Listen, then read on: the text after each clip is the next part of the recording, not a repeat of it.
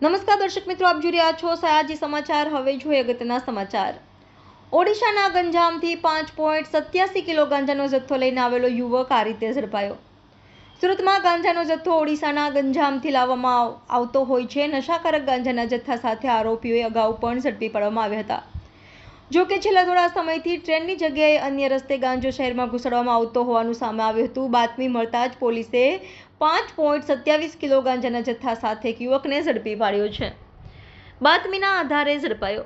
Sachin GIDC police સ્ટેશનને મળેલી બાતમી કે સચિન તલંગપુર રોડ ઉપર આવેલી કૌશલ પાર્ક સોસાયટીમાં રૂમમાં માદક પદાર્થ હોવાની ચોક્કસ બાતમી મળી હતી, જેના આધારે પોલીસે રેડ કરી હતી, જેમાં 5.870 ગ્રામ ગાંજો મળ્યો હતો, જેની અંદાજે કિંમત ₹5,87,000 જેટલી થાય છે। 27 વર્ષીય યુવક ઝડપાયો। પકડાયેલા આરોપી વિકાસ કિશોર ગૌડા 21 વર્ષની ઉંમરનો છે। તે ઓડિશાનો રહેવાસી છે। હાલ પોલીસે વિકાસને કોણે મોકલ્યો હતો તથા તે કોને આ ગાંજો આપવાનો હતો તેને લઈ વધુ તપાસ હાથ ધરવામાં આવી રહી છે। સાજ સમાચાર, સુરત।